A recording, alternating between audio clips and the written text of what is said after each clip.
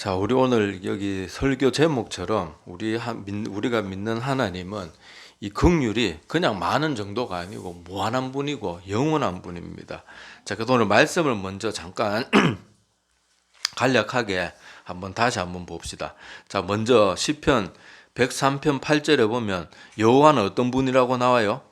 긍휼이 많고, 자, 둘째는 은혜롭고, 또 셋째는 노하기를 더디하시고, 또 네 번째는 인자하심이 풍부하시다. 자, 그렇게 나오고 9절에는 또 자주 경채가지 아니하시며 노를 영원히 품지 아니하신다. 자, 이게 바로 우리가 믿는 하나님의 그런 모습입니다. 자, 그리고 10절에 보면 우리의 죄를 따라 우리를 처벌하지는 아니하시며 우리의 죄악을 따라 우리에게 그대로 갚지는 아니하셨다. 자, 만약에 하나님께서 우리가 조금만 잘못할 때마다 하늘의 법도로 막 우리를 그렇게 경책하고 처벌한다 그러면 이 지구상에 이 목숨이 붙어 있는 사람이 아무도 없을 거예요. 자, 그런데 하나님께서 어떻게 하신대요? 맨날 우리가 잘못할 때마다 매번 책망하고 매번 그렇게 막 벌을 내리고 그런 분이 아니래요. 그래서 사람들이 자꾸 이렇게 신앙인들하고 상담을 하다가 보면은 그런 말들을 합니다. 저렇게 악한 사람을 하나님께서 왜 가만히 두시냐? 하나님께서 저런 나쁜 놈 어떻게 해야 되는 거 아니냐? 막 그런 식으로 막 악에 맞춰가지고 막 그렇게 말하거든요.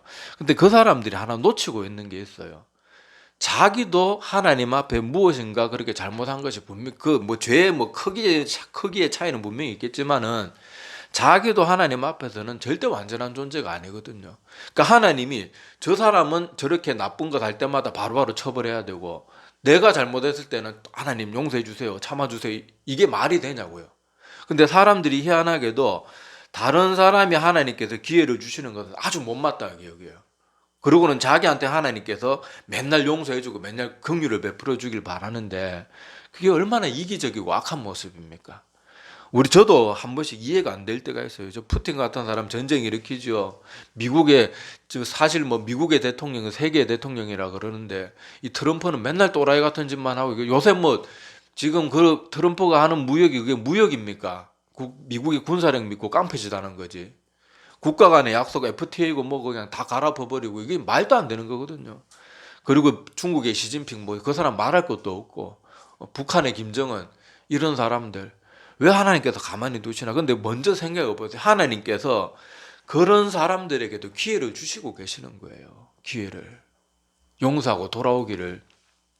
그런데도 우리는 하나님이 우리에게는 기회를 주시길 바라면서 저런 인간은 안 된다 이렇게 하면 그런 마음이 자꾸 들 때는 내가 지금 내 마음이 하나님을 닮아가고 있는 모습인가, 아니면 아주 이기적이고 철저하게 육신적인 마음인가, 그런 것도 한번 생각해 봐야 됩니다. 그래서 이 말씀을 꼭 기억하시기를 바랍니다. 하나님은요 오래 참아주시는 것이지 그 악한 사람들이 저지른 죄나 이런 것을 좋아해서 가만히 있는 분이 아니라니까요. 그래서 하나님께서는 긍휼이 많으시고 우리가 우리의 죄를 따라서 그때그때 다 처벌하시는 분이 아니고 참아주세요. 그래서 구약의 여러 선지서도 보면 어떻습니까?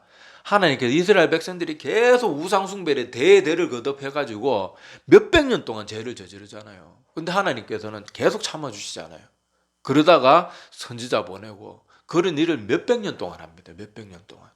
그런데 우리는 하나님께서 참아주시는 것은 보지도 않고 기대하지도 않고 막 그저 우리의 시각으로 모든 걸 자꾸 보다가 보니까 하나님 살아계시나, 저런 나쁜 놈들 많아 그러는데, 자, 우리가 그렇게 어리석은 생각에 자꾸 빠져서는 안 되고 그때마다 우리가 기억해야 될 것은 하나님께서는 긍휼이 많으셔서 우리를 불쌍히 여겨주셔서 지금 참고 계시는구나. 그러니까 우리는 더 기도해야 되고 악한 사람들이 회개하고 돌아오도록. 그리고 나도 그런 모습이 없는가. 이 교회 와서 이렇게 목사들한테 상담하는 사람들 대부분이 가만히 얘기 듣거나 다른 사람들의 정보를 수집해보면 그 사람도 잘못한 게 있거든요. 근데 맨날 상대방만 죽일 놈이고 나는 막 억울한 사람이고 그렇게 생각하는 그런 모습들이 있는데, 그런 걸 빨리 벗어버려야 됩니다. 나도 하나님 앞에서는 정말 하나님의 긍휼하심이 없으면 이 땅에 소망 있는 사람이 아무도 없어요. 우리는 다 그냥 지옥 갈 백성들이에요. 그래서 하나님의 그 사랑을 잊지 말기를 바랍니다. 자, 그리고 그 다음에 이어지는 내용들 보면요. 하나님께서는 11절 보시면은 하늘이 땅에서 높은 같이 그를 어떻게 하는 사람에게요? 경외하는 사람에게 그의 인자하심이 크십니다. 자, 하나님께서 악인들도 오래 참아주시지만은 영원한 용서와 구원은 누구에게만 주어져요? 하나님을 두려워할 줄 아는 사람. 경외. 경외는 하나님을 그냥 무조건 공포심에 벌벌 떠는 게 아니고, 하나님한테 잘못 보였다가는 바로 한 방 맞는다. 그래가지고 공포심에 두려워하는 게 아니고 하나님을 너무 사랑하고 존경하니까 그게 두려운 거예요. 그러니까 경외는요, 그냥 공포를 말하는 게 아니고 사랑이 같이 있어요. 경외하면은.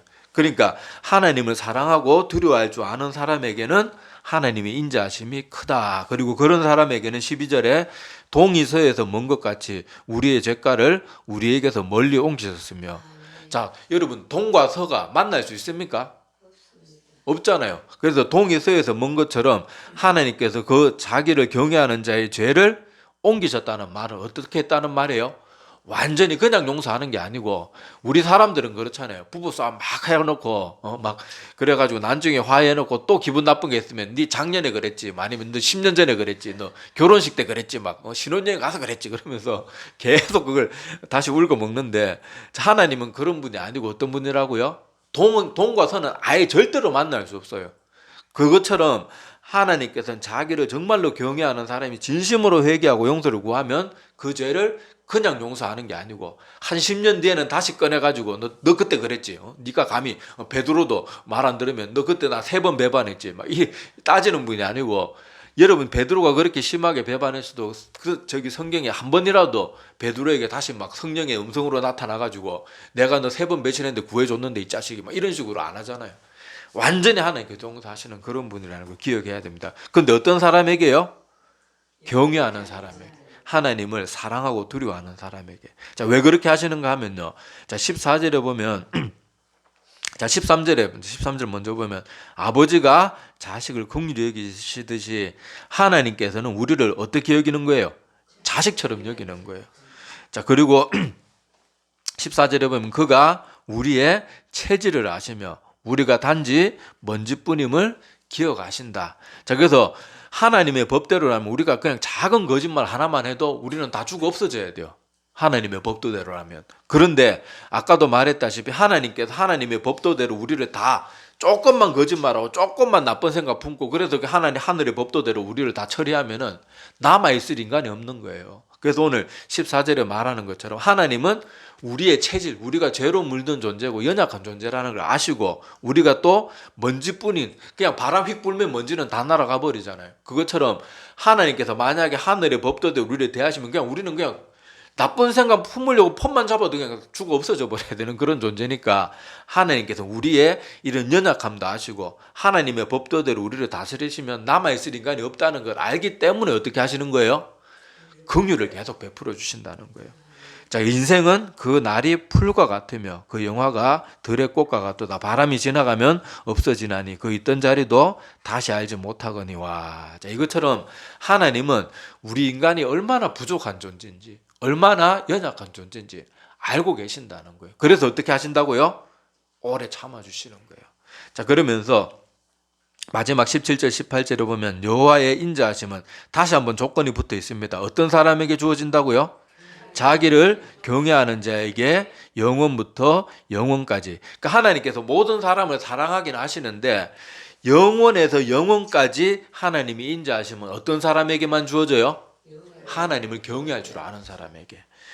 자, 그의 자손에 뭐 대대로 이른다. 그리고 18절에 보면 자, 구체적인 조건이 또 나와 있습니다. 자, 여호와의 인자하심은 자기를 경외하는 자들인데 그 경외하는 자들은 어떤 모습을 가지고 있는가 하면 자, 어떻게 됐다고 나와요? 그의 언약을 지키고 그의 법도를 기억하고 그 다음에 또 행하는 사람. 알기만 하면 뭐예요? 행해야지. 자, 그래서 오늘 본문의 말씀을 짧게 정리하면 요런데, 자, 많은 사람들이 하나님 앞에 나가면서 흔히 저지르는 실수가 자꾸 바리새인들처럼 내가 뭐 해가지고 내가 교회에서 뭐 중성봉사 많이 해서 막 구원받을 자꾸 그렇게 착각하는데, 다시 한번 말씀드리지만은 우리는 하나님 앞에서 어떤 자격이나 내 행위 가지고 구원받을 수 있는 사람 아무도 없어요. 오직 우리의 소망은 하나님께서 우리를 불쌍히 여기신다. 그거 말고는 우리에게 소망이 없어요. 우리가 아무리 뭐 내 행위를 대단하게 해도 우리 속에는 여전히 죄가 있고 여전히 실수하고 여전히 부족한 게 많단 말이에요. 그래서 우리가 행위를 아무리 해도 시편에도 나오잖아요. 영원히 우리의 죄를 갚을 만큼, 우리가 아무리 노력해도 우리의 죄가를 갚을 만큼 우리 행위로는 뭘 할 수가 없어요. 그런데 사람들은 자꾸 자기 행위를 가지고 막 교회에서 뭐 내가 이것저것 해가지고 하나님 앞에 나가려고 하는데, 우리의 행위는요 구원과 상관 있는 게 아니고 우리가 열심히 하는 건 하나님의 사랑이 너무 감사하고 고마워서 저절로 우러나오는 것이지, 이걸 해가지고 내가 구원받는다 그거 아니에요. 절대 착각하지 말기를 바랍니다. 자, 그래서 하나님께서는 우리 인간을 친히 손수 만드시고 모든 피조물 중에 하나님께서 우리 인간을 특별하게 만드셨어요. 직접 어떻게 하셨어요? 흙으로 빚고 또 어떻게 합니까? 그 코에 생기를 불어넣으시고, 또 다른 피조물들과는 다르게 우리 인간은 뭘 따라 만들었다고 나와요?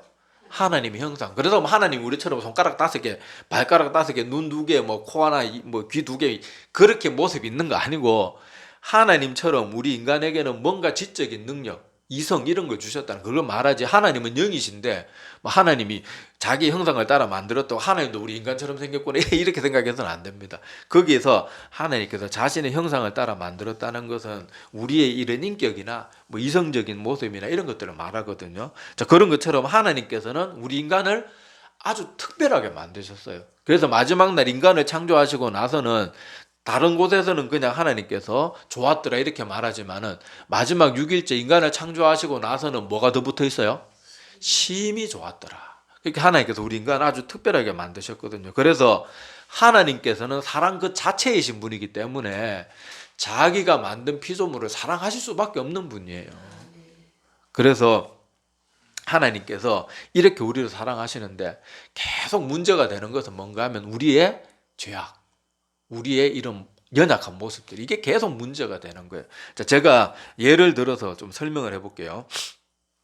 자, 막 성인 남자 막 손톱보다 더 큰 다이아몬드가 있다고 칩시다. 근데 이게 좀, 자, 여러분 좀 이거 예를 좀 강하게 마음에 와닿게 하기 위해서 좀 지저분한 예를 들게요. 자, 그렇게 귀한 다이아몬드가 있는데 이게 재래식 화장실에 빠졌어요. 자, 그걸 집게로 막 들어 그러면서 건지긴 건졌는데, 자, 그 다이아몬드가 그 재래식 화장실에 막 부더기가 뻘뻘뻘 기어다니고 그런다고 거기 막 그 오물이 묻어 있고 배설물이 막 묻어 있다고 해서 다이아몬드가 가치가 사라집니까? 아, 이거 변은 묻었는데 줄게 그러면 안 받을 사람이 누가 있어요? 다이아몬드의 가치는 변하지 않아요. 근데 왜 우리가 막 그 좋은 다이아몬드 받으면서 들어 왜 그래요? 거기 뭐가 묻어 있어서 그래요? 배설물, 오물이 묻어있고 막 구더기들이 뻘뻘 기어다니니까 막 그게 싫은 거지. 다이아몬드 자체 그게 화장실에 떨어졌다고 다이아몬드 그 순간 같이 그냥 변으로 바뀌는 건 아니잖아요. 마찬가지로 하나님 앞에서도 우리 인간이 비록 죄가 있지만은 하나님은 우리 인간을 자기의 형상을 따라 만든 아주 귀한 존재란 말이에요. 그리고 하나님께서 우리 영혼은 여러분 이 지구와 비교할 거 있겠지. 지구라는 행성하고도 한 사람의 영혼하고는 비교할 수 없거든요. 아무리 돈 많은 사람이 너 당장 지금 내 칼 맞아 죽을래? 네 돈 다 내놓을래? 둘 중에 하나 선택하라 그러면은 내가 더러워서 돈은 절대로 못 준다. 죽으면 죽었지 내가. 돈 절대 못 준다. 이런 사람이 있겠냐고요. 목에 칼에 들어와 있는데. 아니 뭐 돈 다 주그래 내 대출까지 받아도 더 줄게 이러다도 일단 살고 봐야지. 한낱 인간의 목숨도 그런데 영혼은 어떻겠냐고요. 우리의 영혼도 그렇게 중요한 거예요. 그러니까 하나님께서 우리 인간이 죄가 있어도 어떻게 하시는 거예요? 오늘 말씀에 나오는 것처럼 계속 참아주시고 그 죄를 씻기를 바라고 계시고 그러고 계시는 거예요. 우리 인간이 죄로 얼룩졌다고 해서 우리 인간의 그 영혼의 가치가 사라지는 건 절대로 아니거든요. 그러니까 우리가 그것을 기억해야 됩니다. 그래서 하나님께서 기다리는 것은 이 죄를 깨끗하게 씻기를 바라시는 거예요. 자, 이게 또 다른 예를 들어가지고 요걸 또 설명해 볼게요. 자, 아까 말했다시피 그 더러운 화장실에 빠진 그 다이아몬드를 여러분 내가 뭐 반지를 만들든지 목걸이를 만들든지 그걸 내가 착용하려고 그러면 어떻게 해야 되겠어요? 그 막 오물이 묻어 있는데 그래도 이 키 큰 다이아몬드 봤냐 그러면서 그걸 오물 묻은 채로 누가 쓰겠냐고요. 그가 내 몸에 착용하고 나를 돋보이게 하기 위해서는 어떻게 하겠어요? 막 씻고 막 알콜로 막 소독하고 막 어디 약품에 담가놓고 뭐 하여튼 자기 할 수 있는 최선의 방법을 다 동원해가지고 깨끗하게 만들 거예요. 그 다음에 어떻게 해요? 우리가 그걸 착용하게 되겠죠. 마찬가지로 하나님께서도 우리 인간이 죄 많은 인간 하나님 여전히 사랑하시지만은 그 모습 그대로는 우리가 하나님 곁에 갈 수가 없어요. 어떻게 해야 돼요? 그 오물을 다, 죄라는 오물을 다 씻어내야 되잖아요. 근데 우리 인간은 아까도 말했다시피 우리 행위로나 우리 인간의 힘으로는 그걸 씻어낼 수가 없는 거예요. 그래서 하나님께서는 그걸 씻어낼 수 있는 뭘 주셨어요? 예수님의 보혈의 피. 그걸 주셔가지고 우리의 죄를 스스로 씻을 수 있도록, 뭐 스스로 씻는 거예요. 다 우리는 그저 믿기만 하면 되잖아요. 그래서 그 믿음으로 우리의 죄를 씻고 주님 앞에 나아가면 우리가 하나님 나라에, 그리고 오늘 말씀처럼 하나님의 그 인자하심이 영원부터 영원까지. 그래서 오늘 말씀의 제목이 뭡니까? 무한한 긍휼을 받고 싶다면 우리가 뭘 해야 되겠다는 말이에요. 예수 그리스도를 철저하게 믿고 그 예수 그리스도의 보혈의 피로 나를 담궈가지고 깨끗하게 씻어내야 되는 거예요. 주님의 보혈의 피는 우리의 죄를 씻지 못함이 없습니다. 그래서 그 죄를 하나님 앞에 나아가고 참된 믿음으로 예수 그리스도를 내 구주로 삼고 영접하는 자, 곧 그 이름을 믿는 자들에게는 하나님의 자녀가 되는 권세를 주셨으니, 하나님이 세상을 이처럼 사랑하사 독생자를 주셨으니 이는 저를 믿는 자마다 멸망치 않고 영생을 얻게 하려 하심이라. 그 말씀들을 기억하면서 내가 철저하게 주님을 믿되 막 온전히 믿는 그 믿음을 통해서 내 죄를 깨끗하게 씻어내면은 그 다이아몬드가 다 오물을 씻어낸다 하면은 막 몇천만 원짜리 드레스에 가도 손색이 없을 정도로 그렇게 가치 있는 모습이 되는 것처럼 우리도 우리 영혼 자체는 너무도 아름다운 거예요. 왜요? 이게 하나님께로부터 왔기 때문에.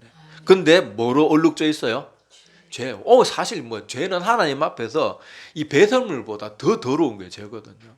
그거를 우리 인간은 스스로 절대로 못하기 때문에 하나님 앞에 나아가서 예수 그리스도의 보혈의 피로 깨끗이 씻어내야 되는 겁니다. 그래서 이처럼 우리가 주님 앞에 나아갈 수 있는 유일한 통로는 내가 막 뭘 해가지고 하는 그런 내가 뭘 노력해서 내 힘으로 나가는 게 아니고, 다시 말씀드리지만 하나님께서 우리를 불쌍히 여겨주시는 그 하나님의 인자하심, 그거 말고는 우리에게 아무 소망이 없습니다. 자, 그런데 오늘 중요한 거는 이 하나님의 무한한 긍휼하심은 모든 사람에게 주어지는 것은 절대로 아니에요. 그래서 마지막 17절 18절을 여러분이 다시 한번 마음에 꼭 새기기를 바랍니다. 자, 여호와의 인자하심은 자기를 뭐하는 자에게요? 경외하는 자에게 영원부터 영원까지 이른다. 자, 그러니까 우리가 첫째로 해야 될 건 뭡니까? 하나님을 사랑함으로 두려워할 줄 알아야 돼요. 두려워할 줄 알아야 돼요. 하나님을 정말로 두려워한다 그러면 우리가 예배 대충대충 드릴 수 있겠습니까? 아니, 그렇게 못해요. 그리고 우리가 하나님을 정말로 경외한다 그러면 내 육신이 원하는 대로 막 함부로 살 수 있겠습니까? 못 삽니다. 물론 사람인지라 실수하고 넘어질 수는 있겠죠. 그래도 즉시 뭐 하겠어요? 또 회개하고 돌이키고 아이고 하나님 잘못했습니다. 그게 하나님 두려워하는 사람들의 모습입니다. 자, 그리고 그렇게 하나님을 두려워하는 사람들은 18절에 어떻게 한다고요? 하나님의 언약. 하나님의 언약은 한마디로 쉽게 말해서 뭡니까?